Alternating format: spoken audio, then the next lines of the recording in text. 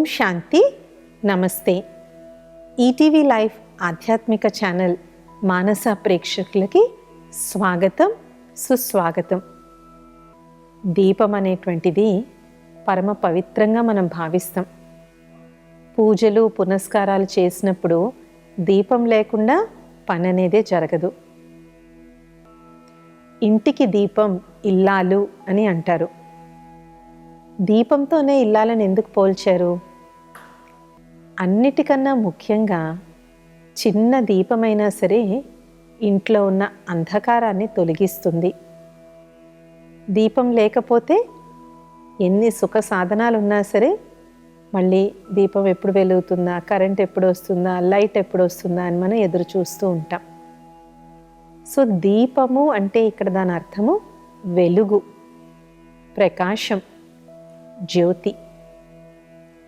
కాబట్టినే ఇల్లాలని దీపంతో పోల్చారు. ఆధ్యాత్మికంగా మనం చూసినట్లయితే జ్ఞానాన్ని వెలుగు, ప్రకాశంతో పోలుస్తారు.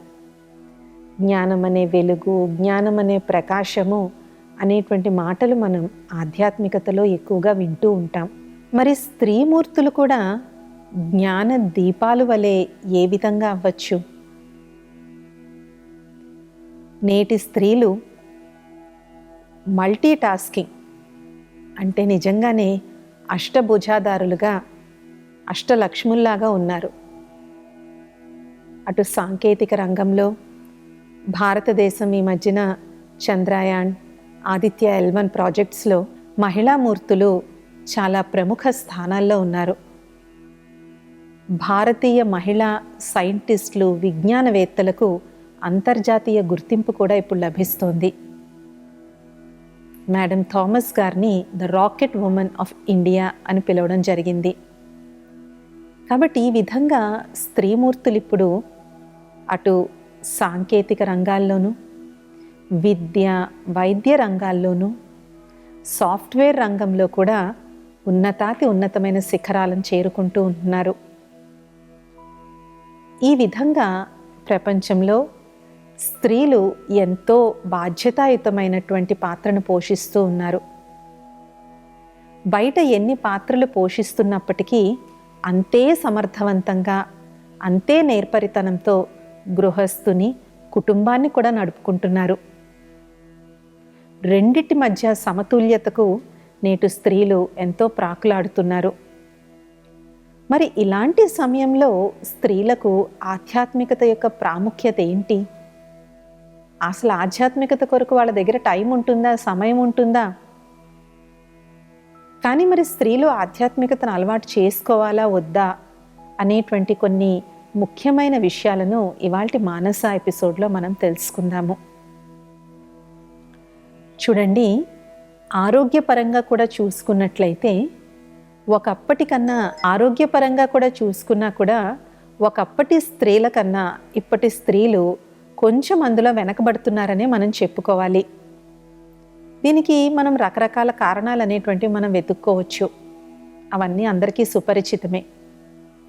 కానీ కేవలం శారీరక ఆరోగ్యం ఒక్కటే కాదు, ఈనాటి స్త్రీలలో మానసిక ఆరోగ్య సమస్యలు కూడా ఎక్కువవుతూ ఉన్నాయి. మానసిక అనారోగ్యాలు అంటే డిప్రెషన్, ఓవర్ థింకింగ్, యాంగ్జైటీ, నిద్ర లేకపోవడము, ఇలాంటి సమస్యలు. అలాగే ఒకప్పుడు గుండె జబ్బులు ఎక్కువగా పురుషుల్లోనే వచ్చేవి, కానీ ఇప్పుడు స్త్రీలలో కూడా సమానంగానే గుండె జబ్బులు వస్తున్నాయి.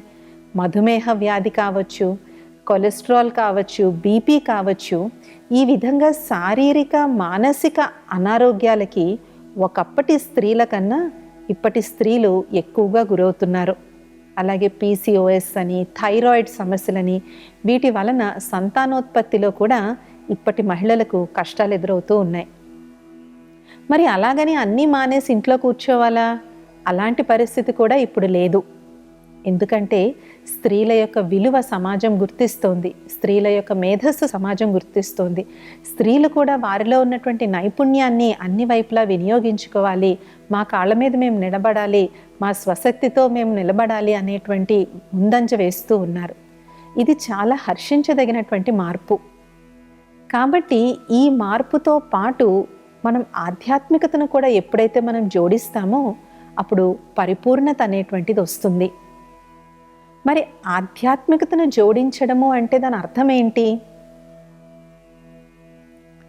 చూడండి, మనం రిలాక్స్ అవ్వడం కోసం మొబైల్ చూస్తూ ఉంటాము, యూట్యూబ్లో, అమెజాన్లో చూస్తూ ఉంటాం. మనం ఏమనుకుంటాము? వాటిల్లో మనం రిలాక్స్ అయిపోతాము అని అనుకుంటాము. కానీ వాస్తవంగా ఒక్కసారి ఆలోచించండి, అవి చూస్తున్నంతసేపు నిజంగా బాగానే ఉంటుంది, తర్వాత ఎలా అనిపిస్తుంది?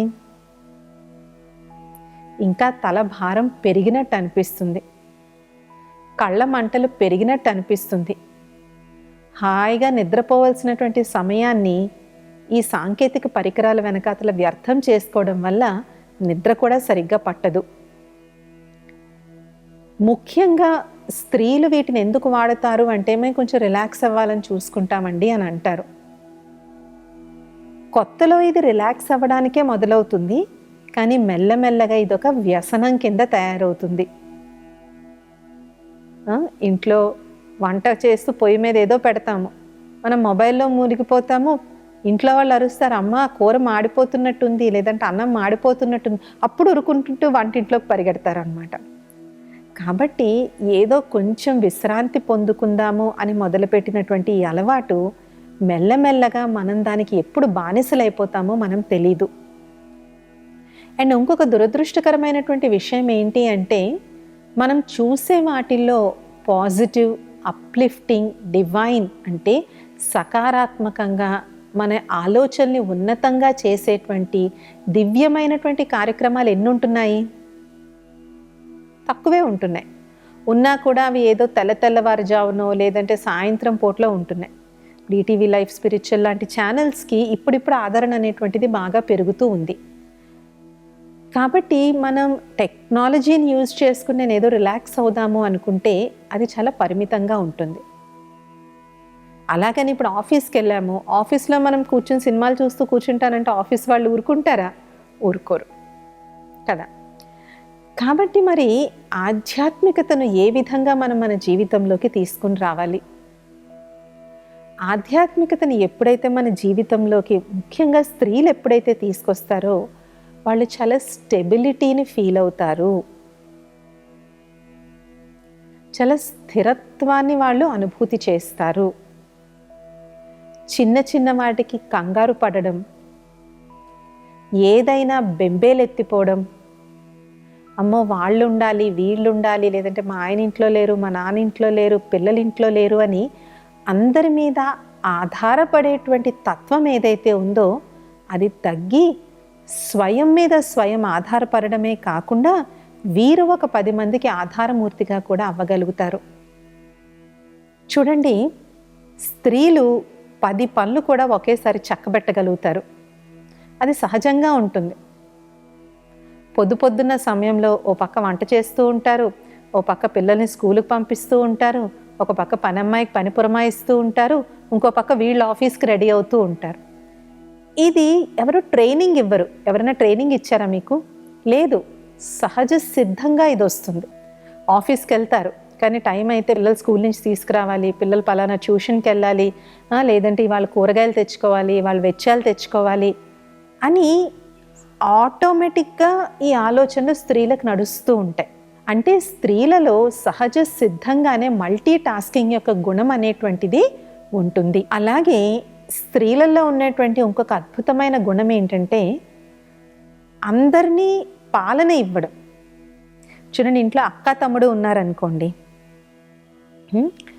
పాప చిన్నదే అయి ఉండొచ్చు, 7 ఏళ్ళు 8 ఏళ్ళదే అవి ఉండొచ్చు, కానీ ఉన్న చెల్లెళ్ళను కానీ తమ్ముళ్ళను కానీ ఎంత ప్రేమగా చూసుకుంటుంది. చాలామంది మా అక్కే మమ్మల్ని పెంచిందనే తమ్ముళ్ళు కూడా ఉంటారు, తమ్ముళ్ళు చెల్లెళ్ళు కూడా ఉంటారు. చిన్న వయసు నుంచి స్త్రీలకి పాలన ఇచ్చేటువంటి తత్వం ఉంటుంది. అందుకనే నర్సింగ్ ప్రొఫెషన్లో కూడా ఎక్కువ స్త్రీలే ఉంటారు, పురుషులు కూడా ఉంటారు, కానీ ఎక్కువగా ఎవరు ఉంటారు నర్సింగ్ ప్రొఫెషన్లో? చూడండి, స్త్రీలే ఉంటారు. అలాగే పిల్లల డాక్టర్లు కూడా ఎక్కువగా ఎవరు ఉంటారు? స్త్రీలు ఉంటారు. ఎందుకు? వారిలో సహజ సిద్ధంగానే వారు స్థూలంగా ఒక బిడ్డకు జన్మనిచ్చారా ఇవ్వలేదా, వాళ్ళు తల్లా కాదా అన్న పక్కన పెడితే మాతృత్వ గుణం అనేటువంటిది స్త్రీలలో సహజ సిద్ధంగా ఉంటుంది. సో ఈ స్త్రీతనంలోనే మాతృత్వం అనేటువంటిది ఇమడబడి ఉంది.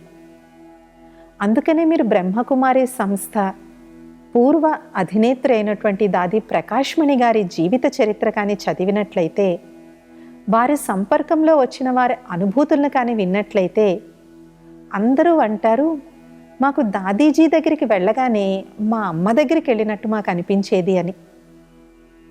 వేల మంది బ్రహ్మకుమార్ కుమారీలు తమ జీవితాన్ని ఈశ్వరీయ సేవ కొరకు సమర్పితం చేశారు.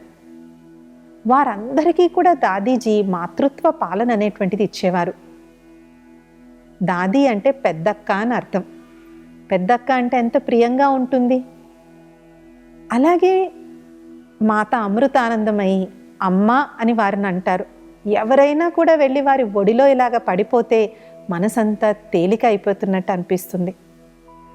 అలాగే మనం దుర్గాదేవిని ఏమంటాం? జగన్మాత అని అంటాం. మొత్తం జగత్తుకే ఆమె మాత అని. కాబట్టి ఇలాంటి మాతృత్వ గుణం కూడా స్త్రీలలో పరిపూర్ణంగా ఉంటుంది. మూడవది, స్త్రీలలో సమయస్ఫూర్తి ఉంటుంది.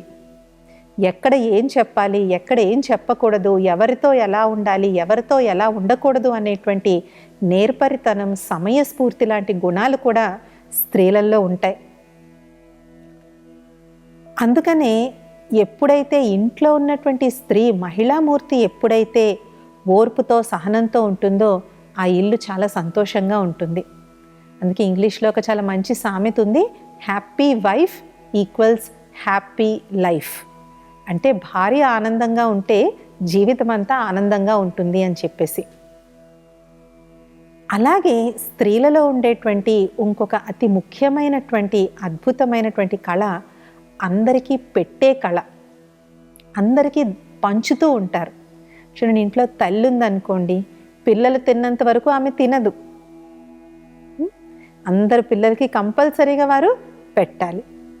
ఇంట్లో అలాగే భోజనం సమయానికి ఎవరన్నా వచ్చారంటే గబగబుక్కుని పొయ్యి మీద అన్నం పెట్టేసి వాళ్ళకు కూడా భోజనం పెడుతూ ఉంటారు. సో ఇలాగ పెడతాం. అందుకే స్త్రీమూర్తిని అన్నపూర్ణ కింద కూడా కొలుస్తూ ఉంటారు. అన్నపూర్ణ అంటే అందరికీ పెట్టేటువంటి వారు అని చెప్పేసి. అలాగే స్త్రీలలో ఉండేటువంటి ఇంకొక అతి ముఖ్యమైనటువంటి గుణము, ప్రతి ఒక్కరిని కూడా ప్రేమించగలుగుతారు. ప్రేమించడం అనేటువంటిది స్త్రీలలో ఉండే సహజమైనటువంటి గుణం. అందుకే సంబంధ బాంధవ్యాలు నిలబడ్డానికి స్త్రీలలో ఉన్నటువంటి ఈ ప్రేమతత్వమే చాలా ముఖ్యమైనటువంటిది. ఇవన్నీ ఆధ్యాత్మిక గుణాలే కావా? మనం చెప్తాం, దానం చేయాలి, అందరితో కలిసిమెలిసి ఉండాలి, అందరితో ప్రేమగా ఉండాలి, అందరికీ పాలన ఇవ్వాలి, సహనం వహించాలి, ఓర్పు వహించాలి అనేసి. కానీ స్త్రీలు ఇవన్నీ చేస్తూ కూడా ఎప్పుడూ ఏమీ ఎదుటి వాళ్ళ నుంచి ఎక్స్పెక్ట్ చేయరు. తల్లి ఎక్స్పెక్ట్ చేస్తుందా? ఎక్స్పెక్ట్ చేయదు. పిల్లలు పెద్ద అయ్యాక బాగా చూసుకుంటే బాగా చూసుకున్నారు అనుకుంటుంది, చూసుకోకపోతే నా కర్మ అని అనుకుంటుంది తప్ప పిల్లలకి చెడు జరగాలని మాత్రం ఎప్పుడూ అనుకోదు. కొడుకులు కూతుర్లు మంచిగా చూసుకున్నా చూసుకోకపోయినా వాళ్ళ శ్రేయస్సే కోరుకుంటుంది తల్లి. కాబట్టి ఇన్ని దివ్యమైనటువంటి గుణాలు, ఆధ్యాత్మిక గుణాలు స్త్రీలలో సహజంగా ఉన్నాయి. అందుకనే ఈ ఆధ్యాత్మిక సంస్థ గత 87 సంవత్సరాలుగా ప్రపంచంలోని నలుమూలలకి వెళ్ళి సేవ చేయగలుగుతోంది. దాది జానకి గారు తన 60వ ఏట మొట్టమొదటిసారిగా లండన్ వెళ్ళారు. దాదీజీ గారికి ఇంగ్లీష్ రాదు, పెద్దగా చదువుకోలేదు. లండన్లో అసలు ఎక్కడికి వెళ్ళాలో ఏం వెళ్ళాలో ఏమీ తెలియదు. అలాంటి జానకి దాది గారు 104 సంవత్సరాలు జీవించారు. వారి నేతృత్వంలో ఈ సంస్థ 100 దేశాలకు పైగా విస్తరించింది. అన్ని మతాల వారు, అన్ని జాతుల వారు జానకి దాది గారి దగ్గరికి వచ్చేవారు. జానకి దాది గారిని రహస్యం అడిగారు, దాది మీకు భాష రాదు, వాళ్ళ కల్చర్ మీకు తెలీదు, ఎప్పుడూ మీరు భారతదేశం వదిలి బయటికి వెళ్ళలేదు, మరి ఇన్ని దేశాల వారు మిమ్మల్ని ఇంత ప్రేమగా దాది దాది అని చేస్తారు, ఏంటి ఆ శక్తి అంటే, దాది ఎప్పుడూ ఓటే చెప్పేవారు, నేను ఎప్పుడూ పరమాత్మతో సంబంధం పెట్టుకుని పరమాత్మ స్మృతిలో ఉంటూ పరమాత్ముని యొక్క ప్రేమను వారికి అందరికీ పంచేదాన్ని. ఆ ప్రేమకు వాళ్ళు ఆకర్షితులయ్యేవారు. నేను ఇచ్చే ప్రసంగానికో నేను చెప్పే భాష అదంతా తర్వాత, కానీ మొట్టమొదటి వాళ్ళు దేనికి ఆకర్షితమయ్యారు? దాదీజీ నుంచి వారికి లభిస్తున్నటువంటి ప్రేమకు ఆకర్షితులయ్యారు. And love has no language. ప్రేమకు భాష అనేటువంటిది లేదు. కాబట్టి ఈ విధంగా స్త్రీలలో ఉండేటువంటి సహజమైనటువంటి దివ్య గుణాలు ఏవైతే ఉన్నాయో వాటిని ఎప్పుడైతే మనం ఆచరణ రూపంలో ప్రాక్టికల్గా కార్యరూపంలోకి తీసుకుని వస్తామో అద్భుతాలు అనేటువంటివి జరుగుతాయి. మదర్ తెరెసా ఉన్నారు. ఆమె అవివాహిత కుమారి, కానీ మొత్తం ప్రపంచమే ఆమెను ఏమని పిలుస్తున్నారు? మదర్, తల్లి అని పిలుస్తున్నారు. సో మాతృత్వ గుణం అనేటువంటిది ఒక సహజ సిద్ధమైనటువంటి గుణం. దీనికి పిల్లల్ని కన్నామా లేదా అనే దాంతో సంబంధం లేదు.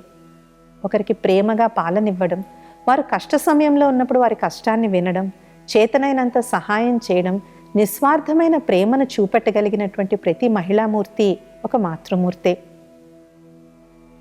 అయితే ఈ సహజ సిద్ధమైనటువంటి గుణాలు ఉన్నా కూడా మహిళలు ఎంత ఆరోగ్యంగా ఉండాలో, ఎంత ఆనందంగా ఉండాలో అంత ఆనందంగా ఉండలేకపోతున్నారు. చికాకు, పరపరలాడడం, చిన్న చిన్న ఫ్రస్ట్రేషన్స్ ఇవి ఎక్కువ అవుతున్నాయి. సెన్సిటివిటీ చాలా ఎక్కువైపోయింది.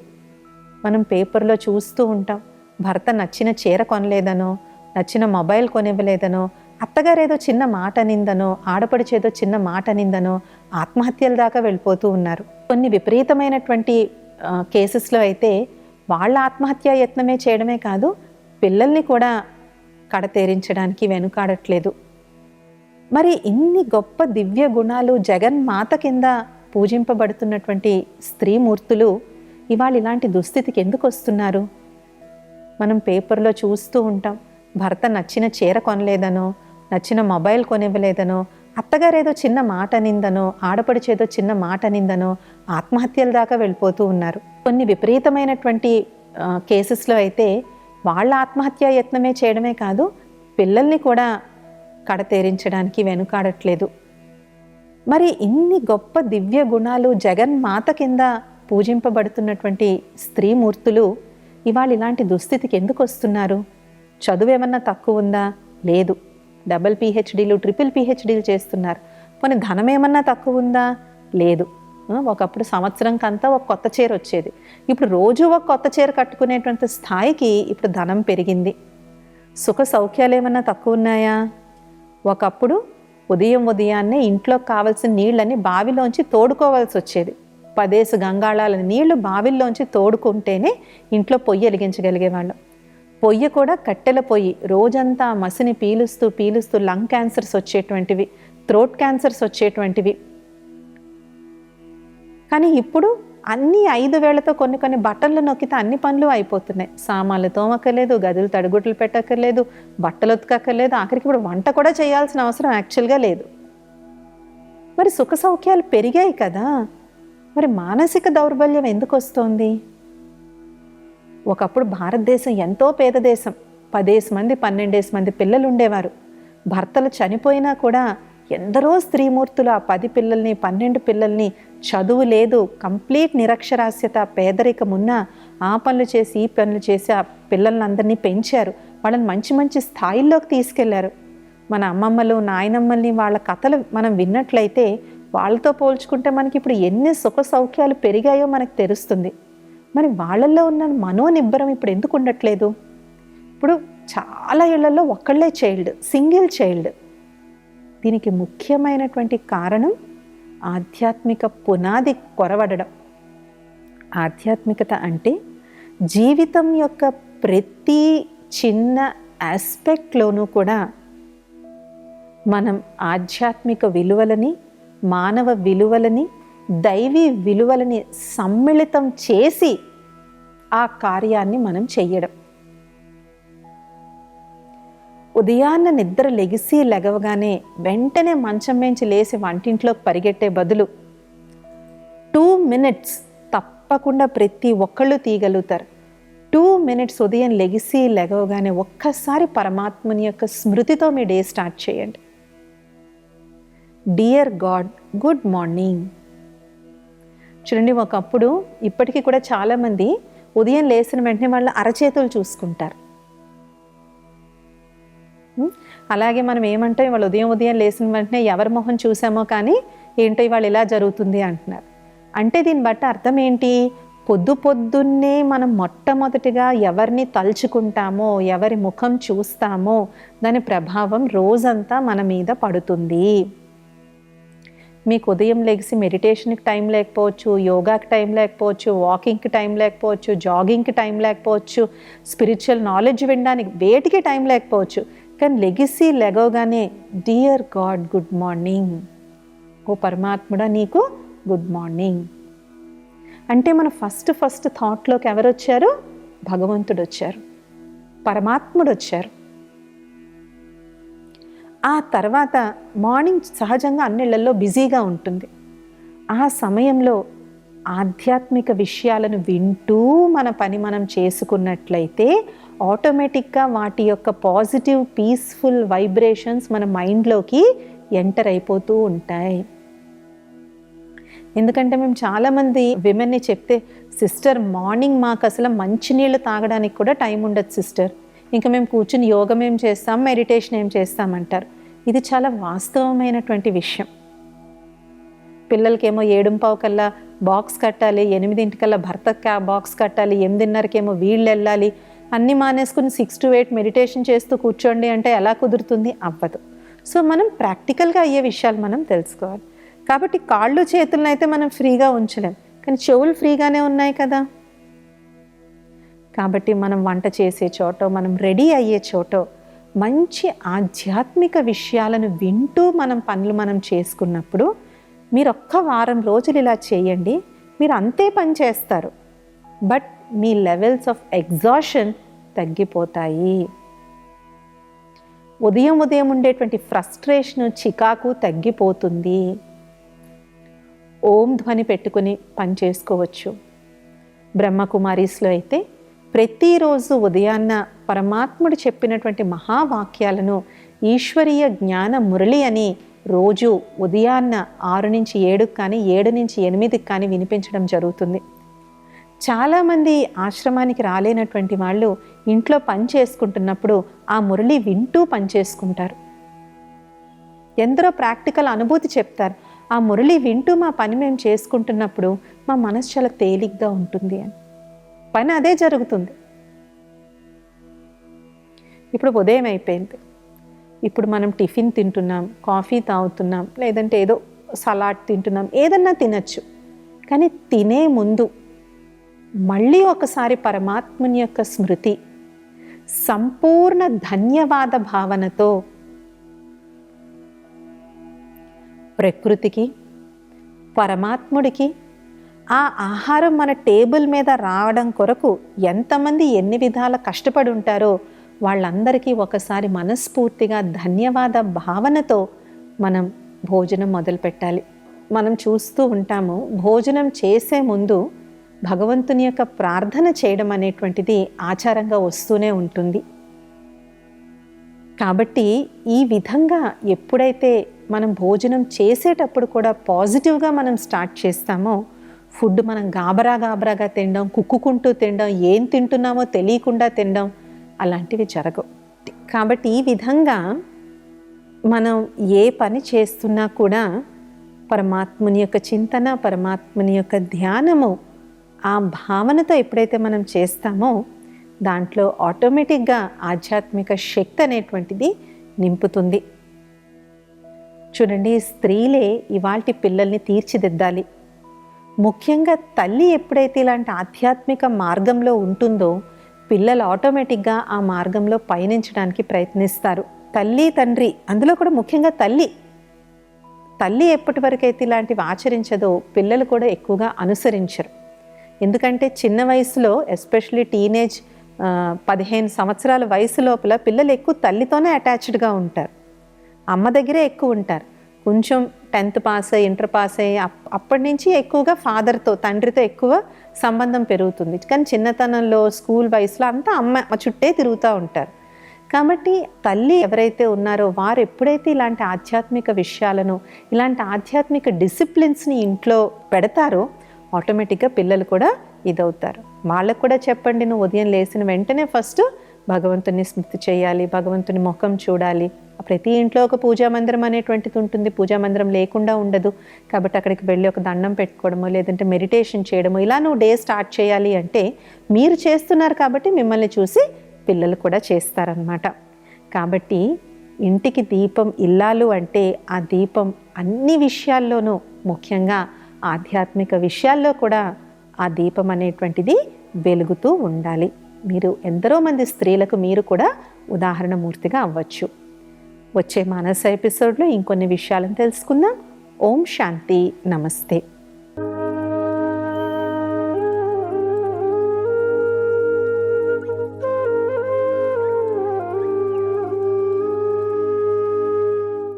ఈ కార్యక్రమాన్ని తిరిగి చూడాలనుకుంటే www.youtube.com/@ETV Life Spiritual లో చూడవచ్చు.